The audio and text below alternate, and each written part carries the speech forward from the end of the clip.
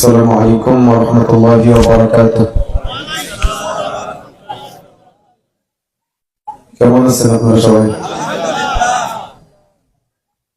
আলহামদুলিল্লাহ। ইন্নাল হামদালিল্লাহি নাহমাদুহু ওয়া নাস্তাঈনুহু ওয়া নাস্তাগফিরুহু ওয়া নু'মিনু বিহি ওয়া নাতাওয়াক্কালু আলাইহি ওয়া না'উযু বিল্লাহি মিন শুরুরি আনফুসিনা ওয়া মিন সাইয়্যাতি আ'মালিনা। من يهده الله فلا مضل له ومن يضلله فلا هادي له ونشهد أن لا إله إلا الله وحده لا شريك له وأشهد أن محمدا عبده ورسوله الذي أرسله بالحق بشيرا ونذيرا وداعيا إلى الله بإذنه سراجا منيرا أما بعد فقد قال الله تعالى وتبارك في كلامه المجيد بعد أعوذ بالله من الشيطان الرجيم يا أيها الذين آمنوا قوا أنفسكم وأهليكم نارا إلى آخر الآية. وقال النبي الأمين رسول الله صلى الله عليه وسلم لا تزال طائفة من أمتي ظاهرين على الحق لا يضرهم من خذلهم حتى يأتي أمر الله وهم كذلك. قال رسول الله صلى الله عليه وسلم الحياء لا يأتي إلا بخير إلى آخر الحديث. الحمد لله। যাবতীয় প্রশংসা, যাবতীয় গুণগান একমাত্র কেবলমাত্র আল্লাহ সুবহানাহু ওয়া তাআলার দরবারে, যে আল্লাহ রাব্বুল আলামিনের অশেষ মেহেরবানিতে আমরা চমৎকার একটা আয়োজনে পবিত্র কোরআন ও সহিহ সুন্নাহর আলোকে আলোচনা করার এবং শ্রবণ করার সুযোগ পেয়েছি। যে আল্লাহ রাব্বুল আলামিন আমাদের কবুল করেছেন, সেই মহান রবের নিকট আমরা হৃদয়ের গভীর প্রদেশ থেকে, অন্তরের অন্তঃস্থল থেকে শুকরিয়া আদায় করে সকলেই বলি আলহামদুলিল্লাহ। দুরূদ সালাম বর্ষিত হোক আখিরি জামানার মানবতার মুক্তির দূত, মানবতার মুক্তির দিশারি, যার আদর্শকে বাস্তবায়নের জন্যই আজকে আমাদের এই সামান্য ক্ষুদ্র প্রচেষ্টা। নবীর প্রতি দুরূদ বর্ষিত হোক, সকলেই বলি সাল্লাল্লাহু আলাইহি ওয়াসাল্লাম। প্রিয় উপস্থিতি, আল্লাহ রাব্বুল আলামিন আমাদের দুনিয়াতে চলাচলের জন্য গাইডলাইন পাঠিয়েছেন, ওহিয়ে মাতলু এবং ওহিয়ে গায়রে মাতলু, অর্থাৎ কোরআন এবং সহিহ সুন্নাহ। রাসূলুল্লাহ সাল্লাল্লাহু আলাইহি ওয়াসাল্লাম বিদায় হজের ভাষণে বলেছেন তারাকতু ফীকুম আমরাইন লান তাদিল্লু মা তামাসসাকতুম বিহিমা কিতাবাল্লাহি ওয়াস সুন্নাহ। আমি তোমাদের জন্য দুইটা কিতাব রেখে যাচ্ছি, শক্তভাবে আঁকড়ে ধরবে। একটা হলো কোরআন আর একটা হলো সুন্নাহ। আমরা যদি দুনিয়াতে কোরআন ও সুন্নাহ থেকে দূরে থাকি, তাহলে না দুনিয়াতে উপকৃত হতে পারবো, না আখিরাতে উপকৃত হতে পারবো। এজন্য দুনিয়াবী জিন্দেগিতে আমাকে আপনাকে অবশ্যই পবিত্র কোরআন ও সহিহ সুন্নাহর নিকটবর্তী হওয়ার জন্য আপ্রাণ চেষ্টা করতে হবে। আর আল্লাহ রাব্বুল আলামিন বলছেন ইকরা বিসমি রাব্বিকাল্লাযী খলাক, পড়ো তোমার প্রভুর নামে যিনি তোমাকে সৃষ্টি করেছেন। এজন্য আমাদের ইলম অর্জনের চেষ্টা করতে হবে, প্রচেষ্টা চালু করতে হবে। বিশেষ করে কোরআনের জ্ঞান, হাদিসের জ্ঞান যদি কোনো সমাজে না থাকে, যদি কোনো পরিবারে না থাকে, যদি কোনো ব্যক্তির মধ্যে না থাকে, তাহলে সে সমাজ, সে পরিবার, সে ব্যক্তির মধ্যে মানবতার অবক্ষয় দেখা যায়। এজন্য অবশ্যই দুনিয়া এবং আখিরাতে যদি আপনি উপকৃত হতে চান, তাহলে অবশ্যই কোরআনের জ্ঞান, কোরআনের ইলম অর্জন করা অত্যন্ত জরুরি। যদি আপনি জ্ঞান অর্জন করা থেকে পিছিয়ে থাকেন, তাহলে শরীয়তের ভাষায় আপনাকে বা যারা পিছিয়ে থাকবে তাদেরকে মূর্খ বলা হয়েছে। কিয়ামতের আগে মূর্খতা বর্ষণ হবে, মূর্খতা বর্ষণ হবে, রাসূলুল্লাহ সাল্লাল্লাহু আলাইহি ওয়াসাল্লাম বলছেন। কিন্তু আমরা তো দেখছি দুনিয়াবী শিক্ষায় শিক্ষিত হওয়া মানুষ আমাদের সমাজে দিন দিন বৃদ্ধি পাচ্ছে। তাহলে আল্লাহ রাসূলের কথা কি মিথ্যা?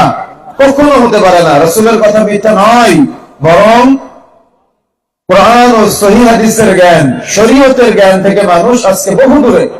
মানুষ আজকে সালাত আদায় করে, এমনিতে সালাত আদায় করে, নামাজের কোনো জ্ঞান আজকে আমাদের মধ্যে নাই।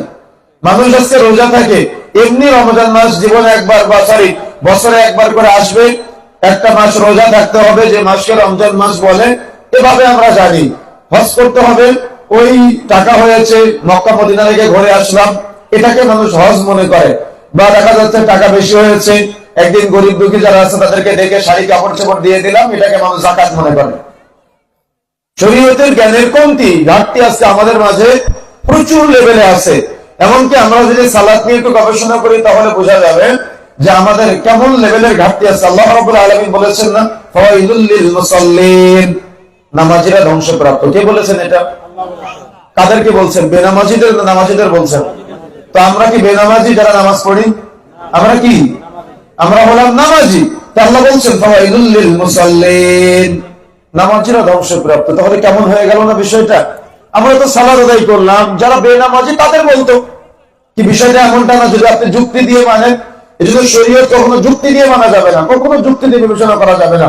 আল্লাহ রাব্বুল আলামিন এর ব্যাখ্যাও বলেছেন পরবর্তীতে, আল্লাযীনা হুম আন সালাতিহিম সাহুন, তারা হলো অমনোযোগী, তারা হলো উদাসীন। এই সাহুনের অনেকগুলো ব্যাখ্যা আছে, তার মধ্যে একটা ব্যাখ্যা হলো অমনোযোগী বা উদাসীন।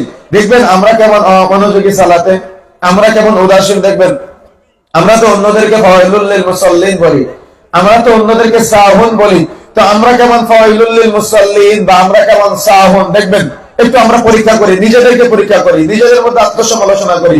আচ্ছা, রুকু দেখে সুবহানাল্লাহ আযীম পড়েন আপনারা? পড়েন? সবাই পড়েন?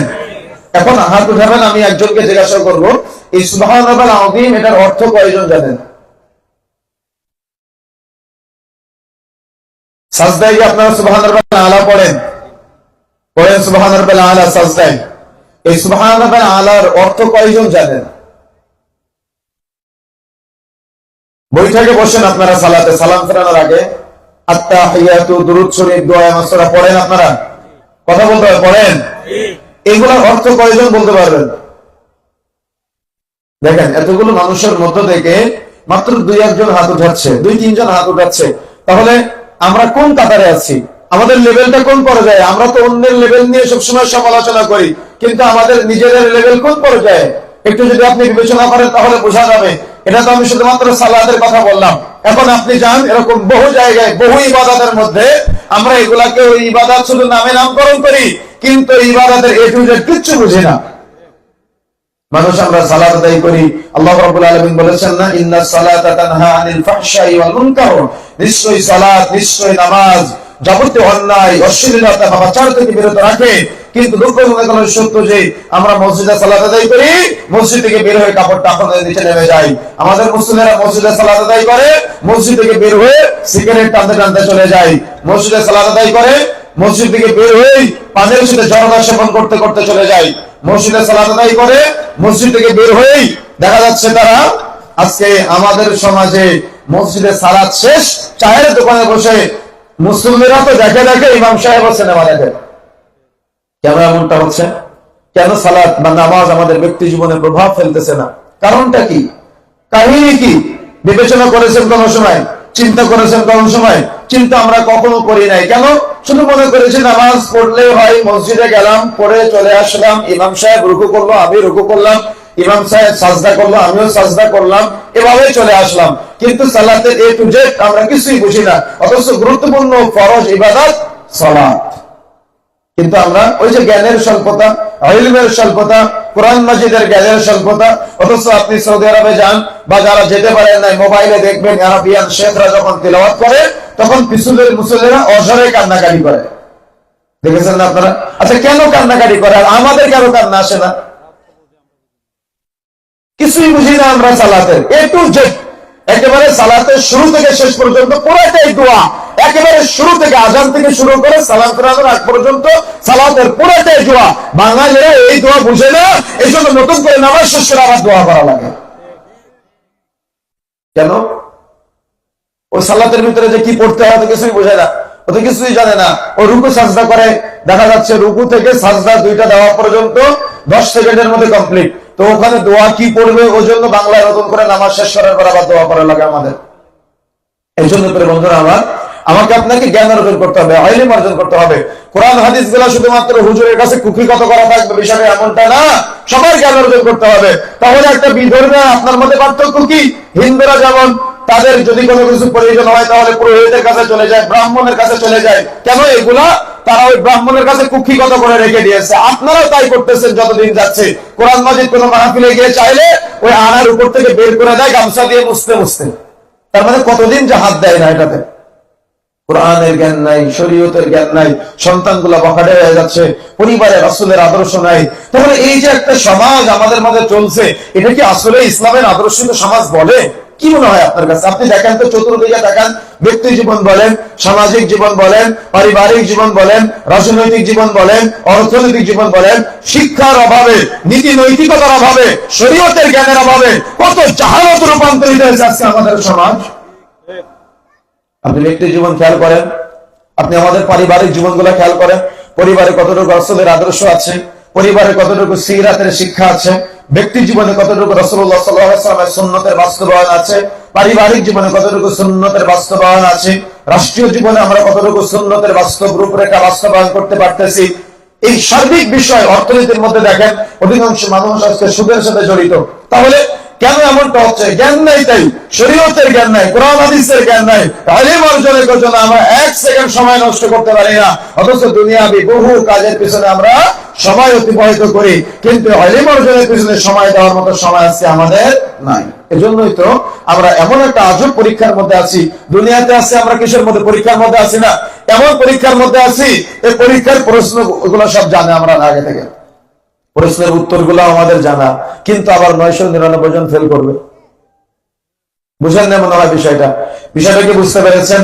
তাহলে এই যে একটা পরিস্থিতি আমাদের মধ্যে, কেন এমনটা হচ্ছে? কেন আমাদের মাঝে শরীয়তের জ্ঞানের আজকে কমতি দেখা যাচ্ছে? রাসূলুল্লাহ সাল্লাল্লাহু আলাইহি ওয়াসাল্লাম এই জন্য ভবিষ্যৎবাণী করে বলেছিলেন, কিয়ামতের আগে মূর্খতা বর্ষণ হবে। মূর্খতা বর্ষণ হবে মানে মানুষের মাঝে শরীয়তের জ্ঞান থাকবে না, কোরআন হাদিসের জ্ঞান থাকবে না। মানুষ শরীয়ত নিয়ে নিজেদের মধ্যে দ্বন্দ্বে লিপ্ত হবে। বা দেখা যাচ্ছে যখন শরীয়তের জ্ঞান থাকবে না, তখন মানুষ কোন ব্যক্তির অন্ধ অনুসরণ করবে। এই জন্য এই তাকলিদের শাখসি যেগুলো আমাদের মাঝে চলতেছে, এই সব কিছু যতগুলো বিষয় আমি এভাবে নিয়ে আসি না কেন, সব কিছুর মূলে আছে মানুষের শিক্ষা থেকে দূরে থাকা, ইলম থেকে দূরে থাকা, কোরআন হাদিসের জ্ঞান থেকে দূরে থাকা। আজকে যে বক্তারা রাহবার বিভিন্ন জায়গায় মাহফিলে আলোচনা করবে, তারাও আজকে বিভিন্ন জায়গায়, আগে তো কিচ্ছা কাহিনী চলতো, হরিণের কিচ্ছা কাহিনী, সাদ্দাদের কিচ্ছা কাহিনী, তারপরে বুড়ির কিচ্ছা কাহিনী, এগুলা দিয়ে ঘন্টার পর ঘন্টা তাফসীর মাহফিল চলে যেত। এরকম বহু জাল তাফসীর আমাদের সমাজে হতো।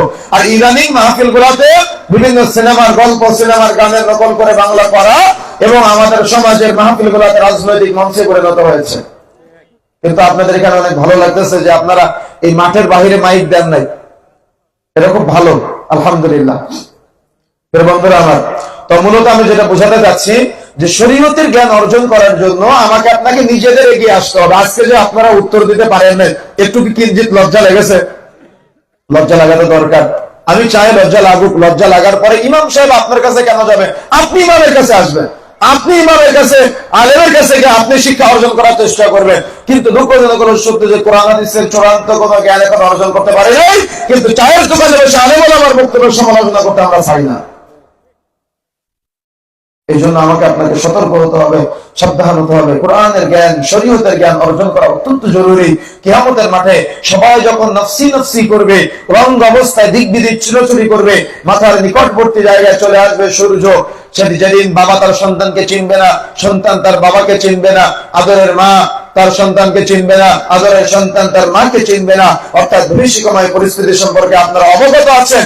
এই কঠিন কিয়ামতের দিন সবাই যখন দিক বিদিক ছোটাছুটি করবে, তখন দেখবে ওই উঁচু প্রান্তে একজন নারী এবং একজন পুরুষ দাঁড়িয়ে আছে, যারা পোশাক পরিহিত অবস্থায়, যাদের মাথায় নূরের মুকুট জ্বলজ্বল করছে, সবাই উলঙ্গ কিন্তু তারা পোশাক পরা, সবাই নফসি নফসি করছে, সূর্য মাথার নিকটবর্তী কিন্তু তাদের মাথায় নূরের মুকুট জ্বলজ্বল করছে, সম্মানিত অবস্থায় আছে তারা। ফেরেশতা মণ্ডলীকে কিয়ামতের মাঠে এই মানুষগুলা জিজ্ঞাসা করবে, ওরা কারা? আজকে আমরা কঠিন পরিস্থিতির মধ্যে, আর তারা এই পোশাক পরিহিত অবস্থায় আছে, তারা সম্মান সুযোগ জায়গায় আছে, তাদের এত কেন মর্যাদা? আজকে আমাদের কেন কঠিন পরিস্থিতি? তখন ফেরেশতারা বলবে, ওরা হলো একজন হাফেজ কোরআনের পিতামাতা। সুবহানাল্লাহ। আপনারা কি বলেন? ফকিরি বিদ্যা বলেন, তাই না? একজন ছেলেকে হাফেজ বানালেন, যে ছেলেটার ব্রেন সব থেকে বেশি খারাপ তাকে আপনারা হাফেজ বানান, তাই না? কিন্তু দেখেন কিয়ামতের মাঠে কে সম্মানিত করতেছে? একটা হাফেজ ছেলেকে বলা হবে অরাতিল, তুমি তিলাওয়াত করো, তিলাওয়াত করতে করতে করতে করতে জান্নাত পর্যন্ত পৌঁছে যাবে। তখন বলল আল্লাহ, যিনি আজকে আমার অভিভাবক বাবা মা আজকে পর্যন্ত আমাকে পৌঁছে দিয়েছে, আল্লাহ আমি তাদেরকে সাথে নিয়ে জান্নাতে যেতে চাই। সুবহানাল্লাহ। কি ইচ্ছা আছে, আগ্রহ আছে, আকাঙ্ক্ষা জাগ্রত হয় হৃদয়ের ভিতরে যে সবাই উলঙ্গ থাকবে আর আমি পোশাক পরিহিত অবস্থায় থাকবো, সবাই নফসি নফসি করবে কিন্তু আমার মাথায় নূরের মুকুট জ্বলজ্বল করবে, সবাই আমাকে দেখে ঈর্ষা করবে, হিংসা করবে।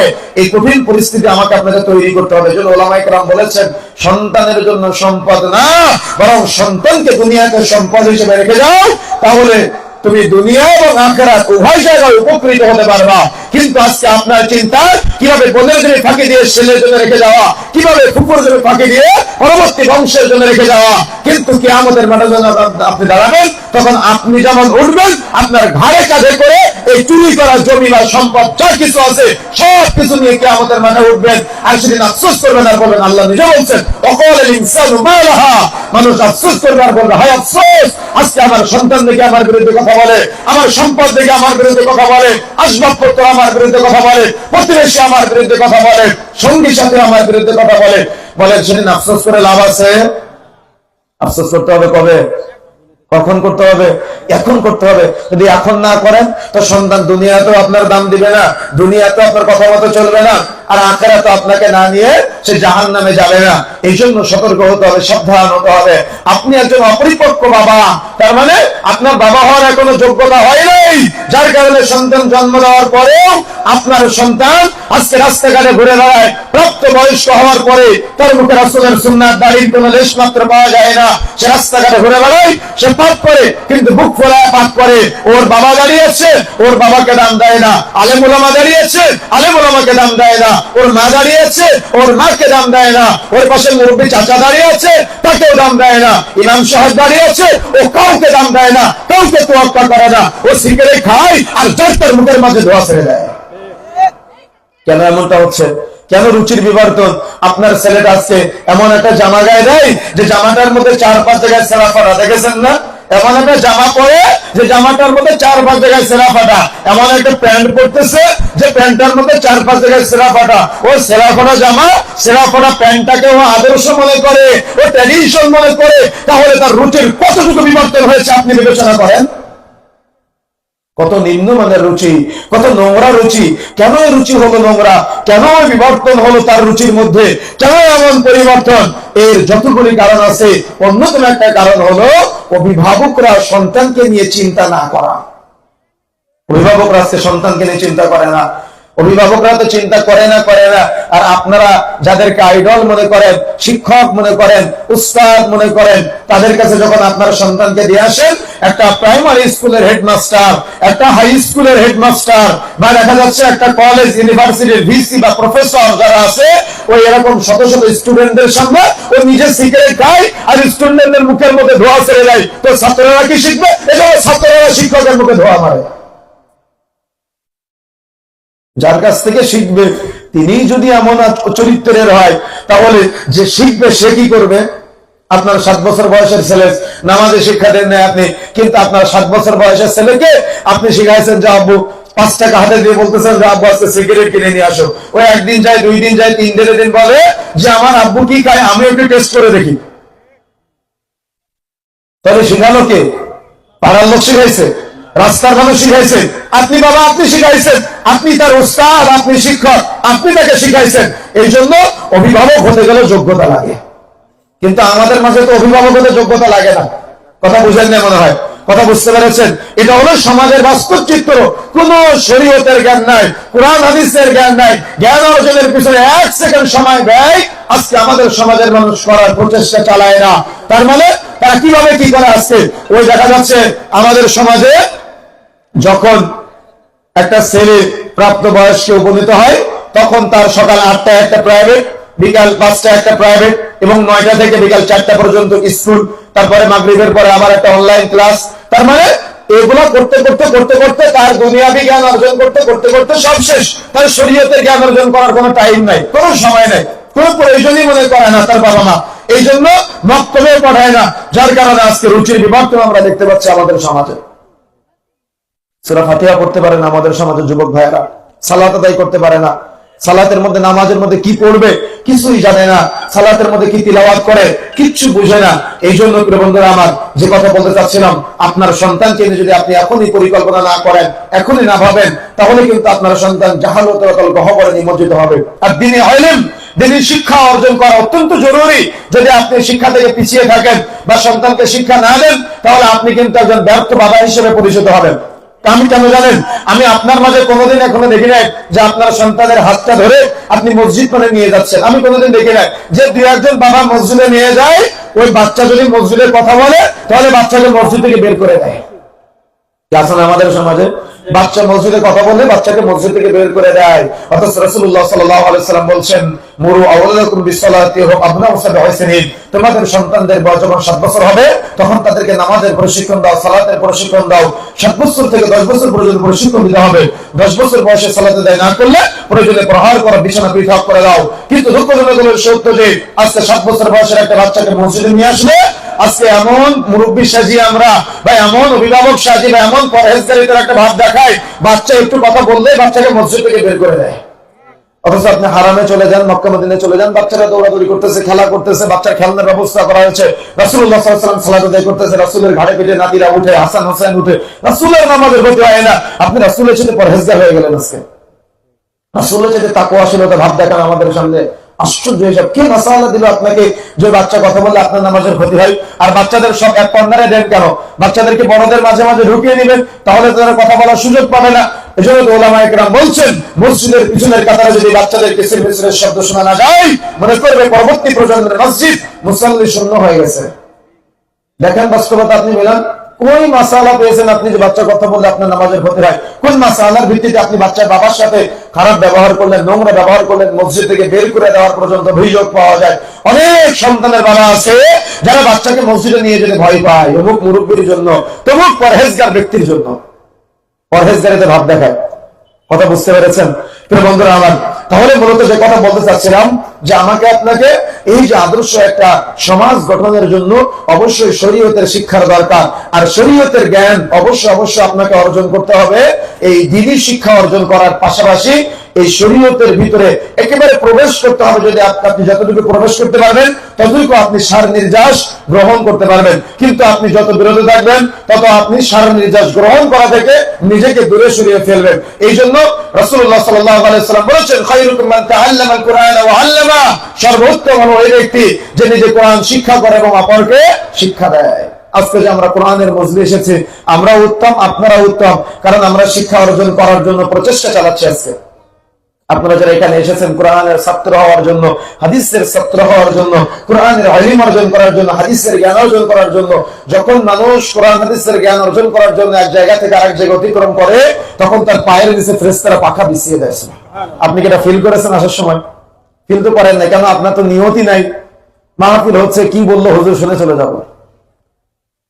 এই জন্য বন্ধুরা আমার, আমাকে আপনাকে সবসময় নেকির চিন্তা, ফজিলতের চিন্তা ব্রেনের মধ্যে রাখতে হবে। তা না হলে আমাদের যে পরিবেশ, এই পরিবেশ একটা জাহেলিয়াতের পরিবেশে রূপান্তরিত হচ্ছে। একেবারে পুরোটাই এ টু জেড আদর্শ পরিবার গঠন করা থেকে শুরু করে আদর্শ সন্তান গঠন করা, এই অর্থনীতি বলেন, রাজনীতি বলেন, ধর্মনীতি বলেন, প্রত্যেকটা সেক্টরে জাহালত আমাদের মাঝে বাসা বেঁধে নিয়েছে। এই জাহালত যদি আপনি দূর করতে চান, তাহলে অবশ্যই আমাকে আপনাকে কোরআন ও সহিহ হাদিসের নিকটবর্তী হয়ে একজন আদর্শ বাবা হতে হবে। আমাদের এলাকাতে তখন কোন আহলে হাদিস মসজিদ ছিল না। সাতক্ষীরাতে খুব মনে পড়ে, আমার আব্বু 4-5 কিলোমিটার দূরে ওই জুমার দিন আগেই আজান হওয়ার আগে মসজিদে নিয়ে চলে যেত আমাদের। কথা বুঝতে পেরেছেন? তখন আমাদের পাশে তেমন কোন আহলে হাদিস মসজিদ ছিল না। তো কিন্তু আপনার মাঝে দেখা যাচ্ছে ওই সন্তানকে নিয়ে যে প্রবণতা, চিন্তা, যে আমার ছেলেটাকে সালাতের প্রশিক্ষণ দিতে হবে, সহিহ পদ্ধতির সালাত শিখাতে হবে, তাকে আল্লাহকে চিনাতে হবে, তাওহীদের জ্ঞান দিতে হবে। লুকমান হাকিম যেমন তার সন্তানকে বলেছিল, ইয়া বুনাইয়া লা তুশরিক বিল্লাহ, বৎস তুমি আল্লাহর সাথে শরীক স্থাপন করো না। আমি কোনোদিন দেখি নাই যে আপনি আপনার সন্তানকে এভাবে বলেছেন যে আব্বু তোমাকে তাওহীদ উলুহিয়ার জ্ঞান অর্জন করতে হবে, তাওহীদ রুবুবিয়্যার জ্ঞান অর্জন করতে হবে, তাওহীদ আসমা সিফাতের জ্ঞান অর্জন করতে হবে। আমি কোনোদিন আপনার মাঝে এই চিন্তা চেতনা দেখি নাই। আমি কোনোদিন আপনার মাঝে দেখি নাই যে আপনি আপনার ছেলেটাকে পাশে বসিয়ে এই কথা বলেছেন যে আব্বু তোমাকে সিরাতের জ্ঞান অর্জন করতে হবে, অর্থাৎ রাসূলের জীবনী সম্পর্কে জানতে হবে। আমি কোনোদিন আপনার মাঝে দেখি নাই যে আপনি আপনার সন্তানকে ওই জান্নাতুল ফিরদাউসের আকাঙ্ক্ষা বা কামনা বা ইচ্ছা তার ব্রেনের মধ্যে দিয়েছেন। আমি কোনোদিন আপনার মাঝে এগুলো দেখি নাই যে আপনি আপনার সন্তানকে রাইয়ান নামক দরজাতে জান্নাতে প্রবেশ করানোর আকাঙ্ক্ষা তার অন্তরে জাগ্রত করে দিয়েছেন। আমি কোনোদিন আপনার মাঝে দেখি নাই যে আপনি বাবা হিসেবে আপনার সন্তানকে কখনো হারাম থেকে নিষেধ করেছেন, অসৎ কাজ থেকে নিষেধ করেছেন, বা কোনোদিন হাতটা ধরে ওই জুমার আগে মসজিদে নিয়ে যাওয়া, বা দেখা যাচ্ছে আপনার সন্তানকে জান্নাতের আকাঙ্ক্ষা, জাহান্নামের ভয়, পুলসিরাত পাড়ি দেওয়ার এই চূড়ান্ত বর্ণনাগুলা সন্তানকে আদর্শিত করার একটা অন্যতম মাধ্যম হতে পারে সন্তানকে শিক্ষাগুলো দেওয়া। আমি কোনোদিন দেখি নাই যে আপনি আপনার সন্তানকে ওই মিজানের পাল্লা, নেকির পাল্লা ভারী হলে কি হবে, পাপের পাল্লা ভারী হলে কি হবে, এগুলা শিক্ষা দিতে কোনোদিন আমি দেখি নাই যে আপনি আপনার সন্তানকে আমলনামা ডান হাতে আসলে কি হবে, বাম হাতে আসলে কি হবে, এই শিক্ষাটা আপনি আপনার সন্তানকে কোনোদিন দেন নাই। যার কারণে আপনার সন্তান আপনার মাধ্যমে ওজনে বা পরিমাপে কম দেওয়া শেখে, আপনার মাধ্যমে সুদের লেনদেন শিখে, আপনার মাধ্যমে ঘুষের লেনদেন শিখে, আপনার মাধ্যমে অন্যায়, অত্যাচার, পাপ, মিথ্যা এগুলো সব শিখে। আপনার ছেলে আপনার পাশে বসে আছে, আপনার কাছে 1000 টাকা পাবে, এখন উনি বাড়িতে এসে জিজ্ঞাসা করতেছে অমুক ভাই কি বাড়িতে আছেন, তখন আপনি আপনার ছেলেকে শিখাই দিলেন, যাও আব্বু বাহিরে গিয়ে বলো যে তোমার আব্বু বাড়িতে নেই। কথা বুঝেন না মনে হয়? তাহলে আপনি কি শিখালেন আপনার ছেলেটাকে? মিথ্যা বলা শিখালেন। আপনি রাস্তা দিয়ে যাচ্ছেন, দেখছেন আপনার বাইকের নিচে একটা মোরগ বা মুরগি পড়েছে, তখন আপনার কি উচিত যে ওটার মালিককে খুঁজে বের করে, যেহেতু আপনি অপরাধ করেছেন তার সেটার কিছুটা ক্ষতিপূরণ দেওয়া, কিন্তু আপনি চালিয়ে চলে গেলেন। তাহলে আপনার সন্তান কি শিখবে? টাকাটা বড় বিষয় নাকি এই সন্তানের কাছে নিজের গায়রতটা বড় বিষয়? আপনার তো গায়রতই নাই, আপনার তো ব্যক্তিত্বই আমি পাই না, আপনার ব্যক্তিত্বের লেশ মাত্র আমি পাই না। এই জন্য বন্ধুরা আমার, আরাবিয়ান একজন ভাই, তিনি তার সন্তানকে নিয়ে রাস্তা দিয়ে যাচ্ছেন, তো যাওয়ার সময় উনি ওই যে ট্রাফিক সিগন্যাল বুঝেন আপনারা, ভালো করে আমার দিকে দৃষ্টি দেন, ট্রাফিক সিগন্যাল বুঝেন, এই বসে যান, ট্রাফিক সিগন্যাল বুঝেন? তো ট্রাফিক সিগন্যালে লাইট জ্বলতেছে, তো পুলিশ নাই, এজন্য উনি ওই গাড়ি চালায় চলে যাচ্ছে। ভালো করে বুঝেন, ট্রাফিক সিগন্যাল জ্বললে কি সেখান থেকে যাওয়া যায়? নিষেধ আছে না? কিন্তু পুলিশ নাই, বাবা গাড়ি চালিয়ে চলে যাচ্ছে, পিছনে সন্তান আছে, তো সন্তান পিছন দিক থেকে বলতেছে আব্বু আপনি তো ভুল করলেন, লাইট জ্বলা সত্ত্বেও আপনি যে চলে আসলেন। তো তখন বাবার ভিতরে একটা ভয় কাজ করলো, লজ্জা কাজ করলো, ইস তাই তো আমি আমার সন্তানের সামনে পাপটা করে ফেললাম, ভুল করে ফেললাম। তখন উনি গাড়িটা ঘোরায় পুলিশ স্টেশনে চলে গিয়েছে, ট্রাফিক পুলিশ স্টেশন যেখানে আছে, তো গিয়ে বলতেছে যে অমুক ট্রাফিক সিগন্যালে লাইট জ্বলা সত্ত্বেও সেখানে আমি ক্রস করে চলে আসছি, আমাকে জরিমানা করেন বা আমাকে ফাইন ধরেন। তো বলতেছে যে ওখানে কোনো ট্রাফিক পুলিশ ছিল না, তো বলতেছে না কেউ ছিল না। তো বলতেছে কেউ যখন ছিল না আপনি চলে যেতেন, কেউ তো আপনাকে দেখে নেন। তো বলতেছে কেউ দেখে না, আমার ছেলে তো আমাকে দেখেছে। কিন্তু আপনি কি করেন? আপনার ছেলে জানে যে তার বাবা সুদখোর, আপনার ছেলে জানে যে তার বাবা ঘুষখোর, আপনার ছেলে জানে যে তার বাবা দিন রাত 24 ঘন্টা সিনেমা দেখে, আপনার ছেলে জানে যে তার বাবা বেনামাজি, আপনার ছেলে জানে যে তার বাবা অন্য মহিলার পিছনে ঘুরে বেড়ায়, আপনার ছেলে জানে যে তার বাবা ওজনের পরিমাপে কম দেয়, আপনার ছেলে জানে যে তার বাবা প্রকাশ্যে মদ্যপানে জড়িত, তাহলে আপনার ছেলে কি করবে? আপনার ছেলে আপনার কাছ থেকে পাপ করা শিখবে। এটা আপনি বাবা মূর্তি দাঁড়িয়ে আছেন, আপনার পাশে বসে বসে আপনার ছেলে সিনেমা দেখে, আপনার এই যোগ্যতা হয় না ওই সিনেমা বন্ধ করা? যোগ্যতা নয় আপনার, কেন? আপনি তো নিজে পাপী, পাপিষ্ঠ ব্যক্তি, আপনি কিভাবে সন্তানকে নিষেধ করবেন? কেন? ও জানে যে ওর বাপ দিন রাত 24 ঘন্টা সিনেমা দেখে, ওই সিনেমা ডিশের লাইনের বিল ওর বাবা দেয়, টিভি তার বাবার টাকায় ক্রয় করা, এবং সব তার বাবার ওখানে অস্তিত্ব। এখন ও দেখতেছে ওর বাবা তো এই পাপটা করে, ও পাপ করে, কিয়ামতের আগে জেনারেল বিচার বেড়ে যাবে। মানে কি? মানুষ শুধু শারীরিক জানা করবে, চোখের জানা হতে পারে, অন্তরের জানা হতে পারে, হাতের জানা হতে পারে, পায়ের জানা হতে পারে। একজন বাবা দাঁড়িয়ে আছে, বসে আছে ড্রয়িং রুমের মধ্যে, তার পাশে তার মা বসে আছে, তার পাশে তার ভাই বসে আছে, তার পাশে তার সন্তান বসে আছে, তার পাশে তার স্ত্রী বসে আছে। তার মানে পরিবারের সবাই একসাথে বসে আছে, সবাই একসাথে বসে বসে ওই টিভির দিকে তাকিয়ে আছে। ওই টিভির দিকে তাকিয়ে নগ্ন মেয়েটা যখন সামনে চলে আসে, বাবা অন্তরে যে কল্পনা করে, সন্তান একই কল্পনা করে, বাবা অন্তরে একই কল্পনা করে। তার মানে সবাই একসাথে বসে বসে জেনা করে। আজকে কি অস্বীকার করতে পারবেন আপনি? কেন এমনটা হচ্ছে? কেন এমনটা হচ্ছে? আমাদের সমাজে শরীয়তের জ্ঞান নাই, তাই কোরআন হাদিসের জ্ঞান নাই, তাই কোরআন হাদিসের ইলম, কোরআন হাদিসের জ্ঞান, শরীয়তের জ্ঞান, লজ্জার শিক্ষা না থাকার কারণে আজকে আমাদের সমাজে জাহালত চলছে। রাসূলুল্লাহ সাল্লাল্লাহু আলাইহি ওয়াসাল্লাম বলেন, আল হায়াউ লা ইয়াতি ইল্লা বিখাইর, লজ্জাশীলতা কল্যাণ ছাড়া কিছু আনয়ন করে না। যেখানে লজ্জা আছে সেখানে কল্যাণ আছে, যেখানে লজ্জা নাই সেখানে কল্যাণ নাই। এই ছোট্ট একটা হাদিসের চারটা ব্যাখ্যা পাওয়া যায়। এক, নিজেকে নিজে লজ্জা পাওয়া, তার মানে আমি আব্দুল্লাহ, আমি আব্দুর রহমান, আমি আব্দুল কুদ্দুস, আমি আব্দুল সত্তার, আমি আব্দুল মুহাইমিন, আমি তো এই পাপ কাজ করতে পারি না, আমার আল্লাহ দেখছেন, আমি কেন এই পাপ কাজ করবো? হৃদয়ে ভয় বা ভীতি জাগ্রত হওয়া, লজ্জা পাওয়া, আমি এই পাপ করতে পারি না, এটা আমার দ্বারা সম্ভবই না। এটা কি বলেন তো? নিজেকে নিজে লজ্জা পাওয়া। দুই নম্বরে অভিভাবকদের লজ্জা পাওয়া, তার মানে ছোটরা তার অভিভাবকদের লজ্জা পাবে, তার বাবাকে লজ্জা পেয়ে পাপ ছেড়ে দিবে, তার মাকে লজ্জা পেয়ে পাপ ছেড়ে দিবে, তার ভাইকে লজ্জা পেয়ে পাপ ছেড়ে দিবে, তার দাদাকে লজ্জা পেয়ে দাদার সামনে পাপ করার মতো সাহস পাবে না। তিন নম্বরে ও আল্লাহকে লজ্জা পাবে, তার মানে আমার আল্লাহ তো আমাকে দেখছেন, পৃথিবীর কেউ দেখে না, আমার বাবা মা দেখে না, আমার হিতাহিত জ্ঞান যদিও কাজ না করে, আমার আল্লাহ তো আমাকে দেখছেন, আমি আমার রবের সামনে পাপ করব, আমি আমার রবের সামনে গুনাহ করব। তবে নবী রাহিমাহুল্লাহ আরেকটা কথা এখানে যুক্ত করেছেন, সেটা হলো এটা বাস্তবায়ন করা তখনই সম্ভব হবে যখন বড়রা ছোটদের লজ্জা পাবে। বুঝেন না মনে হয়? বুঝতে পেরেছেন? পয়েন্টে ধরতে পেরেছেন আপনারা? এই আলোচনা বা এই তথ্য বাস্তবায়ন করা তখনই সম্ভব হবে যখন বড়রা ছোটদের লজ্জা পাবে। কিন্তু বাবা ছেলের দাড়ি কেটে দেয় আর ছেলে বাবার দাড়ি কেটে দেয়, তার লজ্জা কোথায়? বাবা ছেলে সিগারেট ধরায় দেয় আর ছেলে বাবা সিগারেট ধরায় দেয়। এই নির্লজ্জ সমাজকে আমি বুঝাবো কিভাবে? আজকে আশ্চর্য হিসাব সমাজে চলছে জাহালত। বাবার সামনে ছেলে কাপড় টাকুনের নিচে নিয়ে চলে, বাবার সামনে মেয়েটা আসছে গেঞ্জি গায়ে ঘুরে, বাবার সামনে আসছে মেয়েটা মাথায় কাপড় ফেলে মাফলারের মতো করে ওড়না জড়ায় ঘুরে, বাবার হিতাহিত জ্ঞান কাজ করে না, লজ্জা কাজ করে না। দুনিয়াতে উপকৃত হতে পারবে না, আখিরাতে উপকৃত হতে পারবে না। ওই সন্তান আপনাকে না নিয়ে জাহান্নামে যাবে নাকি আমাদের মাঠে। আশ্চর্য হিসাব। একটা বারের জন্য বিবেচনা করে না যে শরীয়তের জ্ঞান অর্জন করতে হবে, সন্তানকে শরীয়তের ইলম, শরীয়তের শিক্ষাটা দিতে হবে। এ ব্যাপারে কোনো জ্ঞান আমি আপনার মাঝে দেখি না, আপনার সন্তানকে দেওয়ার প্রচেষ্টা চালায় না। যে কথা বলতে চাচ্ছিলাম প্রিয় বন্ধুরা আমার, তাহলে আমার আপনার সমাজে আজকে এই যে জাহালত চলছে, এই নোংরা নীতি চলছে, এই নোংরা নীতি থেকে পরিবর্তনের জন্য অবশ্যই অভিভাবক শ্রেণী যারা আছেন আপনাদেরকে সতর্ক হতে হবে। যদি আপনারা সতর্ক না হন, একদিন ওয়াজনা হাসিল করে জীবনের সমাজ পরিবর্তন হবে না। এই জন্য যারা অভিভাবক আছেন, আপনি বেঁচে রেখে গেলেন আপনার সন্তান সিগারেট খায় কিভাবে, এটা আপনাকে দেখার বিষয়। আপনার শরীরে রক্তপুঞ্জ থাকাকালীন আপনার মেয়েটা রাস্তায় বেপরদায় চলে কিভাবে, আপনার শরীরে রক্তপুঞ্জ থাকাকালীন আপনার ছেলেটা রাসূলের সুন্নাত দাড়ি কাটে কিভাবে। আরে আপনি বাবাই তো নির্লজ্জ, আপনি যে নিজে রাসূলের সুন্নাত দাড়ি কেটে খান করেন, তো আপনার ছেলে কি করবে? আশ্চর্য সমাজ আজকে, কত বড় নির্লজ্জ। ছেলে বাবার সিগারেট ধরায় দেয় আর বাবা ছেলের সিগারেট ধরায় দেয়। কি মিল মহাব্বত, তাই না? কিন্তু কোনদিন একসাথে কাতারে কাঁধের সাথে কাঁধ, পায়ের সাথে পা মিলিয়ে নামাজ পড়তে দেখি না বাবা ছেলেকে।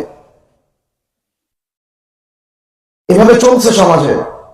কিয়ামতের আগে এই যে মানুষের মধ্যে পাপাচার, অন্যায়, অত্যাচার, গুনাহ আমাদের মাঝে যে বারংবার বৃদ্ধি পাচ্ছে, আর এগুলার কারণে ধর্মীয় জাহিলিয়াত, পারিবারিক জাহিলিয়াত, সামাজিক জাহিলিয়াত, অর্থনৈতিক জাহিলিয়াত সব চলতেছে আমাদের মাঝে। কিন্তু কেউ বিবেচনা করে না যে শরীয়তের জ্ঞান অর্জন করতে হবে, কোরআন হাদিসের জ্ঞান অর্জন করতে হবে, ইলম অর্জন করতে হবে। অর্থাৎ ইলমের পিছনে যে সময় নষ্ট করবে এটাকে মনে করে সময় নষ্ট হচ্ছে। অথচ দোয়া শিক্ষা দিয়েছেন আমাদের চাইতে হবে আল্লাহর কাছে, আল্লাহুম্মা ইন্নী আসআলুকা ইলমান নাফিআ, আল্লাহ তুমি আমাকে উপকারী জ্ঞান, উপকারী বিদ্যা দাও। আল্লাহ আমি তোমার কাছে উপকারী জ্ঞান, উপকারী ইলম চাচ্ছি, যে ইলম বা যে জ্ঞানটা উপকারী, যেটা কোনো বৃথা জানা না যায়। ওয়া আমালান মুতাকাব্বালা, ওই উপকারী জ্ঞানের মাধ্যমে এমন আমল করার তৌফিক চাচ্ছি, কামনা চাচ্ছি যে আমলটা কবুলযোগ্য, যে আমলটা বাতিল হবে না। তার মানে আমল করলেও আমলটা বাতিল হয়ে যেতে পারে। আল্লাহ আমি তোমার কাছে এমন আমল করার তৌফিক চাচ্ছি যে আমলটা কবুলযোগ্য, যে আমলটা যাতে করে বাতিল হয়ে না যায়। ওয়ারিজকান তাইয়্যিবা, এমন রিজিক চাচ্ছি আল্লাহ তুমি আমাকে হালাল তাইয়্যিবা অর্থাৎ পবিত্র রিজিক দান করো। সুবহানাল্লাহ। কিন্তু আমি এটা পাই না আপনার মাঝে। আপনি বাবা হিসেবে ব্যর্থ। আপনি আপনার ছেলের জন্য, আপনার বোনের জমি ফাঁকি দিয়ে সন্তানের জন্য আজকে জমি জায়গা রেখে যাচ্ছেন। আপনি আপনার ছেলেকে, মেয়েকে দিয়েছেন ওই মাঠের মাঝখান থেকে জমি, আর ছেলেকে দিয়েছেন একেবারে ফ্রন্ট পয়েন্ট থেকে জমি দিয়ে চলে যাচ্ছেন দুনিয়াতে। আপনি যে কিয়ামতের মাঠে অপরাধী হবেন, আপনি কি বুঝতে পেরেছেন? বুঝেন না। আপনি কি বুঝেছেন? কিছুই বুঝেন না। এখান থেকে বাড়িতে যখন সকালে ভুলে যাবেন এগুলা। শয়তান আছে না? আমাদের যখন দুনিয়াতে এসেছিলাম, বাচ্চা মাতৃগর্ভ থেকে আসার পরে কান্না করে, জানেন আপনারা কেন কান্না করে? বাচ্চার শরীরে জিন শয়তান প্রবেশ করে। ওই জিন শয়তান প্রবেশ করে বাচ্চাকে অস্বস্থতা দেওয়ার চেষ্টা করে ওই দিন থেকে। আর ওই দিন থেকে বাবা মার দায়িত্ব হয়ে যায় ওই শয়তান থেকে সন্তানকে মুক্ত করা। কিন্তু বাবা মা যদি দায়িত্ব অবহেলা করে, তাহলেই তো সমাজের সন্তানগুলা আজকে এরকম রুচির বিবর্তন দেখা যায়। দেখতেছেন না সমাজে যেগুলা চলতেছে? পরিবারগুলাতে সুখ নাই, পরিবারগুলাতে শান্তি নাই, চতুর্দিকে শুধু তালাক আর তালাক, পরিবারগুলাতে অশান্তি, পরিবারগুলাতে জাহালত। কেন? এই হারাম উপার্জন চলতেছে। পরিবারগুলাতে সুখ নাই কেন? পরিবারে কোনো দিন ইসলাম নাই, শরীয়তের শিক্ষা নাই। জীবনে কোনোদিন কোরআন হাদিস পড়ে না বাপ ছেলে একসাথে বসে, কোনোদিন পড়ে না বাপ ছেলে একসাথে বসে। আপনি এলাকাকে যাচাই বাছাই করেন, বাবার ছেলে একসাথে বসে কোরআন হাদিসের আলোচনা করেছে বা বসেছে, এরকম কোনোদিন পাওয়া যায় না। কিন্তু এমন বহু বাবা মাকে পাবেন যারা একসাথে বসে বসে জেনা করেছে। জেনা করেছে মানে চোখের জেনা করেছে, সিনেমা দেখেছে, গান শুনেছে, নাটক দেখেছে। বহু বাবা মা পাবেন এরকম। কিন্তু একদিন তারা বসে কোরআন মাজিদ পড়তে আমি দেখি না।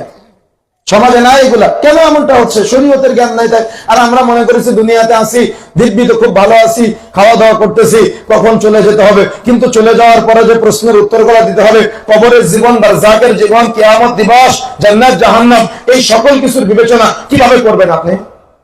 এই জন্য বন্ধুরা আমার, আমাকে আপনাকে অবশ্যই ইলম অর্জন করতে হবে।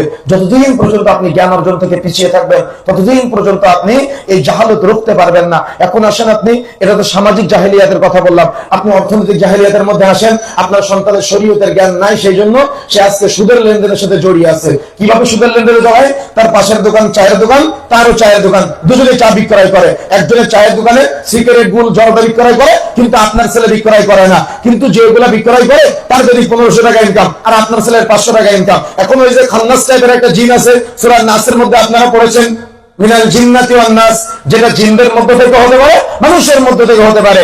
খান্নাস টাইপের জিন, অর্থাৎ যে কুমন্ত্রণা দিয়ে পালিয়ে যায়, যাকে ধরা যায় না, দেখা যায় না। কচ্ছপ চিনেন? কচ্ছপের মাথা ধরতে পারবেন জীবনে? ধরতে পারবেন না। ও যেই ধরতে যাবেন মাথাটাকে গুটিয়ে নেবে। তো এই খান্নাস টাইপের জিন, ও আপনাকে পাপের পথে সহযোগিতা করে পালিয়ে যায়, ওকে ধরতে পারবেন না। দেখবেন যখন আপনি পাপ করেন, পাপ করার সময় আপনার পাপকে পাপ মনে হয় না, গুনাহ মনে হয় না, অন্যায় মনে হয় না। কিন্তু যেই পাপ সংগঠিত হয়ে যায়, তখন ইস, আমি কেন পাপটা করলাম, এমনটা হয় না? কিন্তু যখন পাপ করে তখন এমনটা মনে হয় না কেন? তখন এই ফিলটা আসে না কেন? কিন্তু পাপ হয়ে যাওয়ার পরে ফিলটা কেন আসলো? আপনি কি বুঝতে পারতেছেন আমার কথা? কেন আসতেছে? ওই যে ওয়াসওয়াসা দিচ্ছে শয়তান। এই জন্য প্রিয় বন্ধুরা আমার, যে কথা বলতে যাচ্ছিলাম, আমাকে আপনাকে ইলম অর্জনের পিছনে অগাধ সময় ব্যয় করতে হবে। তা না হলে এই যে কথাগুলো বললাম, সামাজিক বিভ্রান্তি আমাদের মাঝে চলছে।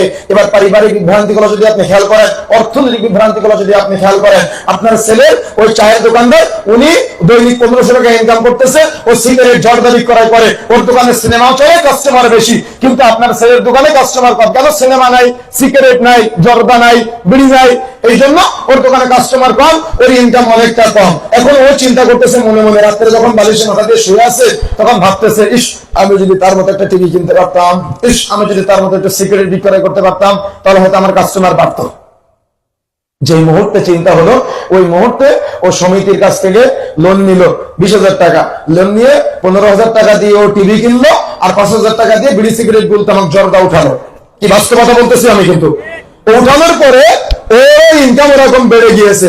কিন্তু যেই মুহূর্তে হারাম ইনকাম করা শুরু করলো, ওই মুহূর্ত থেকে তার পরিবারের বারাকা শেষ, তার উপার্জনের বারাকা শেষ, তার উপার্জনটা হারামে পরিণত হচ্ছে। এটা কি সে বিবেচনা করতেছে? কথা বুঝেন না মনে হয়। কথা কি বুঝতে পারতেছেন? এটা কেন হচ্ছে?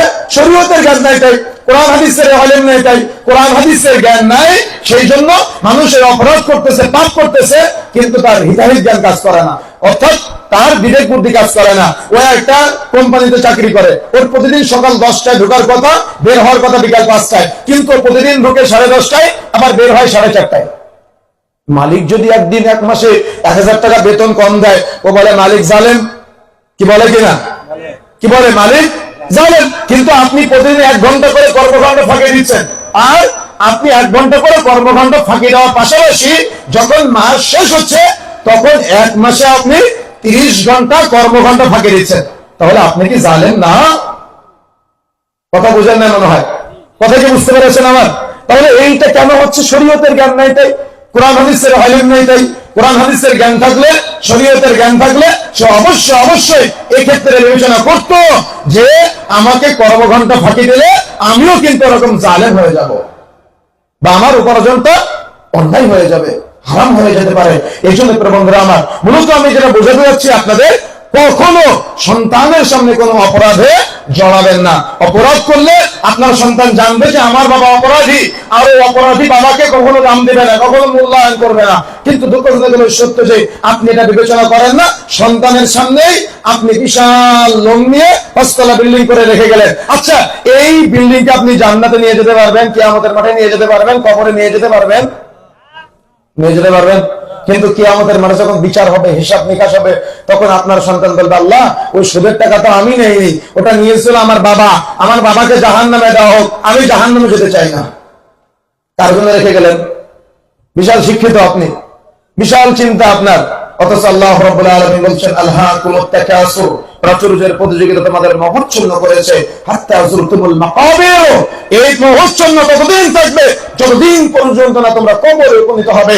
কিন্তু আপনি আপনার সন্তানকে আজকে আদর্শিত করতে পারলেন না। যখন তাকে জাহান্নামে নেওয়া হবে, সে অভিযোগ করে বলবে, আল্লাহ আমার বাবা আমাকে অপরাধ করতে শিখিয়েছে, আমি তাকে না নিয়ে জাহান্নামে যাব না। আমার বাবা আমার দাড়ি কাটা শিখিয়েছে, আমার বাবা আমাকে সিগারেট খাওয়া শিখিয়েছে, আমার বাবা আমাকে বেনামাজি বানিয়েছে, আমার বাবা আমাকে সুদখোর বানিয়েছে, আমার বাবা আমাকে ঘুষখোর বানিয়েছে, আমার বাবা তার বোনের জন্য ফাঁকি দিয়ে আমার জন্য রেখে গিয়েছে, আমি এটা জানতাম না। আমার বাবাকে জাহান্নামে দেওয়া হোক, আমি একটু জাহান্নামে যেতে চাই না আজকে।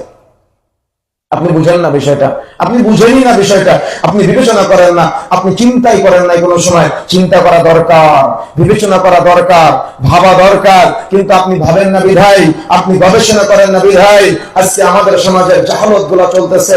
অন্যায় অত্যাচার, বাবা সন্তানকে হত্যা করতে সে দ্বিধা করে না।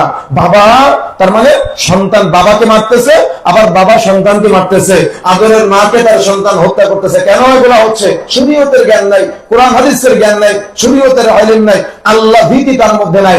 এজন্য যেমন সামাজিক বিভ্রান্তির কথা বললাম, সামাজিক জাহেলিয়াতের কথা বললাম, এরকম অর্থনৈতিক যে জাহেলিয়াত, যখনই আপনি হারামের সংমিশ্রণে চলে যাবেন তখন আপনার উপার্জনটা হারামে রূপান্তরিত হয়ে যাবে। কিন্তু আপনি চাইলে আবার পারতেন, যখন আপনি প্রতিদিন সকালে বাড়ি থেকে বের হবেন, বাড়ি থেকে বের হওয়ার সময় আপনি অন্তরে কল্পনা করবেন যে আল্লাহ আমি হালাল ইনকাম করব, আমি নিজে হালাল খাবার খাবো, আমি আমার পরিবারের সদস্যদেরকে হালাল খাবার খাওয়াবো।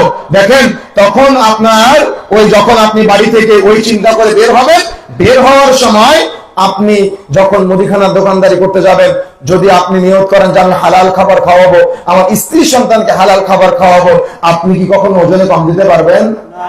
আপনি কখনো চাউলে ভেজাল দিতে পারবেন? আপনি কখনো ডাউলে ভেজাল দিতে পারবেন? সম্ভবই না। কেন? আপনার নিয়ত আমি হালাল খাবো, আমি হালাল ইনকাম করব। আপনি বাড়ি থেকে বের হয়েছেন কৃষি কাজ করার জন্য, আপনি কি অন্যের জমির আইন কেটে ছোট করে নিজের জমি বড় করতে পারবেন? না। যখন আপনার সন্তান দেখবে যে আমার বাবা এ ব্যাপারে একেবারে অটুট, তিনি একেবারে অনড়, তিনি কখনো ভুল করতেই পারে না, তিনি ভুল করেই না, অন্যায় করেই না, তখন আপনার সন্তান আপনাকে মূল্যায়ন করবে, তখন আপনার সন্তান আপনাকে দাম দিবে। কিন্তু আপনি কি করেন? আপনার স্ত্রী একটা ভুল করলেই সঙ্গে সঙ্গে ছেলের সামনে স্ত্রীর গায়ে হাত তুলে দেন, আর স্ত্রীও আপনার সাথে তর্কে লিপ্ত হয়। কি দেখেছেন না? এজন্য ওই ছেলেটা শিখে বিয়ের পরে বউ পিটাতে হবে, আর মেয়েটা শিখে বিয়ের পরে স্বামীর সাথে তর্ক করতে হবে।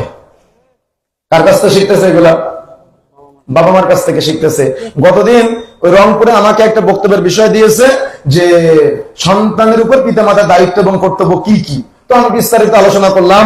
তো একজন অভিযোগ করতেছে যে হুজুর আজকে আমাদের মুরব্বীদের পক্ষে কিছুই বলে নাই, সব ছেলেদের পক্ষে বলেছে।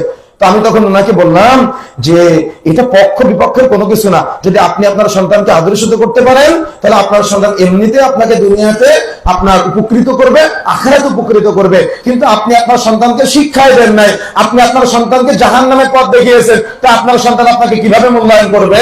আমি যদি আপনার সন্তানকে বিরুল ওয়ালিদাইন অর্থাৎ পিতা মাতার উপরে সন্তানের দায়িত্ব এবং কর্তব্য কি এ ব্যাপারে যদি বক্তব্য গুলিয়েও খাওয়াই, তো আপনার সন্তান তো বুঝবে না, কেন? তার মধ্যে শরীয়তের জ্ঞান নাই। কথা কি বুঝতে পেরেছেন? এই জন্য আপনাকে আগে জ্ঞান অর্জন করতে হবে। আসলে আমাদের বাবা মাদের ভুল কি জানেন? যখন বিয়ে করে, বিয়ের পরে এরা তো বেশি বেশি নাটক দেখে, বেশি বেশি সিনেমা দেখে। ওরা ভাবে অমুক নায়কের মতো যেন আমার ছেলেটা হয়, অমুক নায়িকার মতো যেন আমার মেয়েটা হয়, অমুক খেলোয়াড়ের মতো যেন আমার ছেলেটা হয়, অমুক খেলোয়াড়ের মতো যেন আমার মেয়েটা হয়। কি তাই না? কিন্তু ভাই, আপনি সুন্দর সন্তান চান, আমি নিষেধ করি না, তবে আগে আপনাকে চাইতে হবে রব্বি হাবলি মিনাস সালিহিন, আল্লাহ তুমি আমাকে নেককার পরহেজগার একটা সুসন্তান দান করো। এটা চাইতে হয় আল্লাহর কাছে।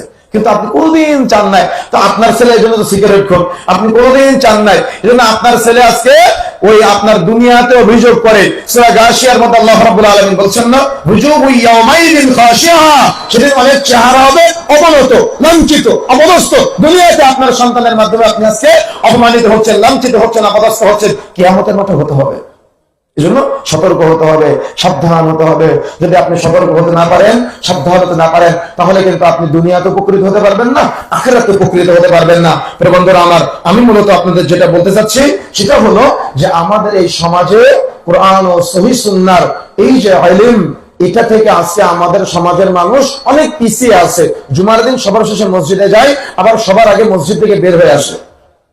কিন্তু উচিত জুমার দিন আজানের আগে মসজিদে যাওয়া, খতিব সাহেব কি বললো সেগুলো মনোযোগ সহকারে শ্রবণ করা, শিক্ষা অর্জন করা। কথা বুঝেন না মনে হয়? কথা বুঝতে পেরেছেন? এই শিক্ষাটা অর্জন করা দরকার ছিল, কিন্তু আমাদের সমাজে পুরোটাই উল্টা।